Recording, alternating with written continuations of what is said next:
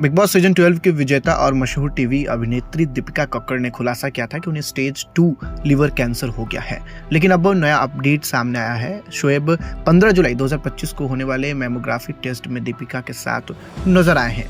दोनों उस समय कार में बैठे थे जब एक्ट्रेस ने बताया कि जनवरी 2025 से ही जब वो मास्टर शेफ कर रही थी, उनके बाएं कंधे में दर्द होने लगा था। अब उस समय वे समझ नहीं पाए कि क्या है, लेकिन डॉक्टरों ने कहा कि यह लिम्फ नोड्स के बढ़ने के कारण थे। उन्होंने यह भी बताया कि उनकी लेफ्ट ब्रेस्ट में यह स्थिति विकसित हो रही थी और डॉक्टरों को लगा कि यह दर्द का कारण है। लेकिन जब दूसरी बार डायग्नोसिस किया गया तो पता चला कि दीपिका की मांसपेशी में चोट थी। लेकिन आज के इस वीडियो में हम जानेंगे कि मैमोग्राफी क्या होता है और आखिर ये क्यों करवाना पड़ता है। लेकिन उससे पहले नमस्कार, मैं आशुतोष उपाध्याय और आप बोल्ड स्काई देख रहे हैं।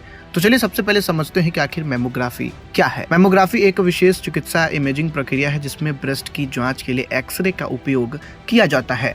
अब यह ब्रेस्ट कैंसर और अन्य स्तन रोगों का पता लगाने में मदद करती है, खासकर शुरुआती लक्षणों में जब लक्षण दिखाई नहीं देते।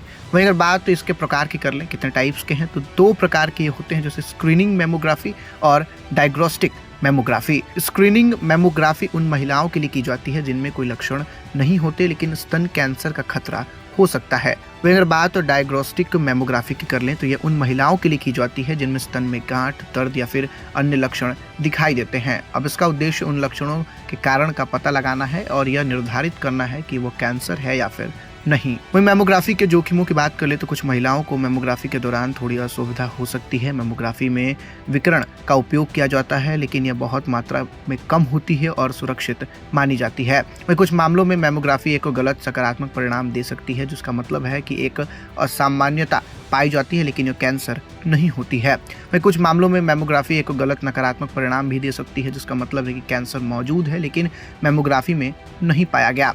लेकिन अब आपको चलिए बताते हैं कि मैमोग्राफी क्यों की जाती है। ब्रेस्ट कैंसर का शीघ्र पता लगाने के लिए मैमोग्राफी की जाती है। स्तन में असामान्यताओं का पता लगाना, स्तन कैंसर से होने वाली मृत्यु दर को कम करना या फिर निदान करना, स्तन दर्द का मूल्यांकन करना, ये सभी कारण हैं मैमोग्राफी करने के। तो चलिए आपको बताते हैं कि आखिर मैमोग्राफी कब करवानी चाहिए।